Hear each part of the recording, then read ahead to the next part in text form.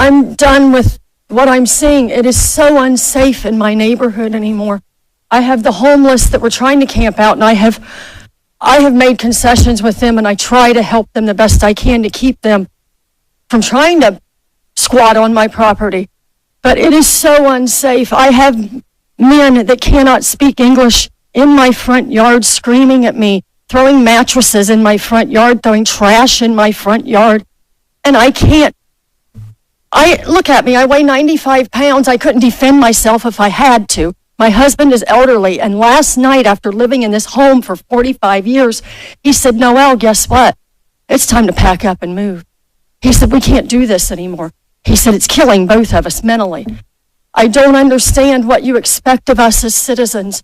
I mean, I understand they're here under temporary protected status, and you're protecting them, and I understand that our city services are overwhelmed and understaffed. But who's protecting us? If we're protecting them, who's protecting me? I want out of this town. I am sorry.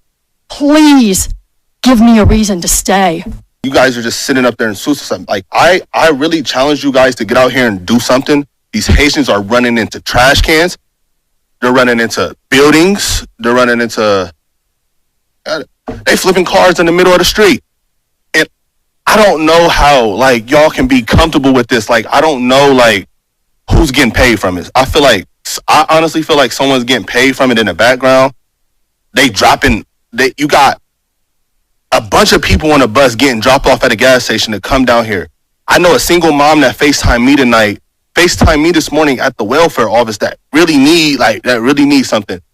And it's nothing but immigrants over there. They're in the park grabbing up ducks by their neck and cutting their head off and walking off with them and eating them, like, and it's going to get bigger and it's only going to get worse. And y'all sitting up there in these chairs, all y'all need to get out here and do something. Y'all making hundreds of thousands of dollars. Y'all need to put on a t-shirt and some Crocs, and then y'all need to come out here in these streets, and y'all need to go out here and I'm out here before the police is.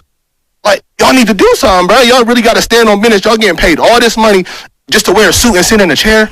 I think it's crazy, bro. That's where they come from, and that's what they do. That's their country. I don't know what they got going on over there, but they can't do that over here. And if y'all just getting paid from it and then y'all ain't doing nothing about it, I think that's super weird, bro. Y'all got to stand on business. Y'all got to really, like, step up. Like, it's lame, bro. Like, for real. Thank you for your comments. Thank you. Sure. Driving around Springfield, I was looking at the giant holes in some of our buildings. I noticed all of the old familiar spots bearing new signs in an unfamiliar language. I watched as groups of strangers walked around the city like lost tourists, and it was like a punch in the gut. A terrible sadness came over me, and I began to cry. I immediately started to think back to when I was little, walking from my grandma's house on South Fountain through downtown and all the way to Snyder Park. I feel like we have been invaded by some sort of pest.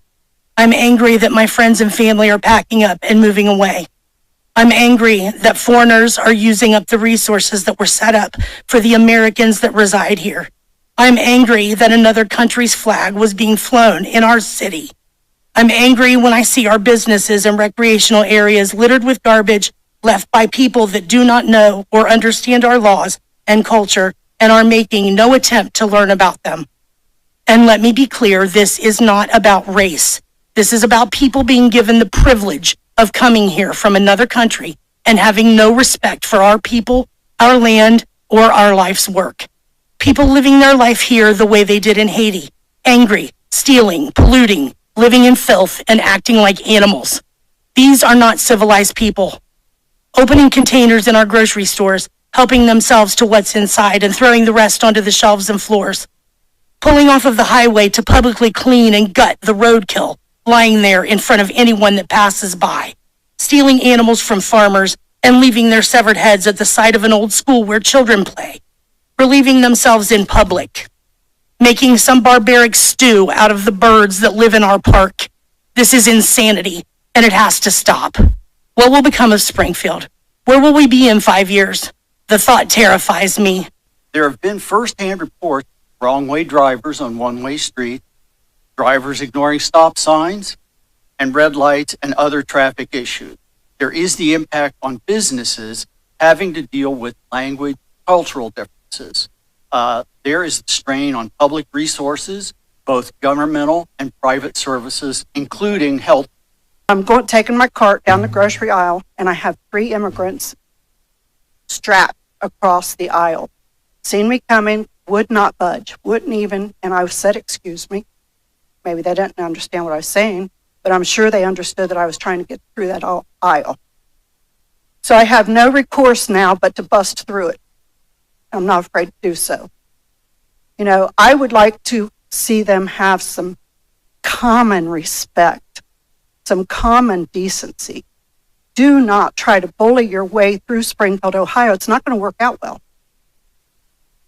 Having thousands of new immigrant neighbors move into our city during the past few years has been stressful and overwhelming, but I am hopeful for a shared future with them.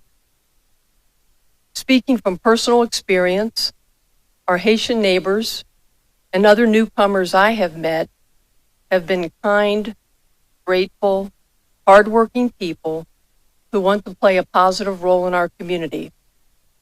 They are students, employees, business owners, and consumers who are contributing to our city.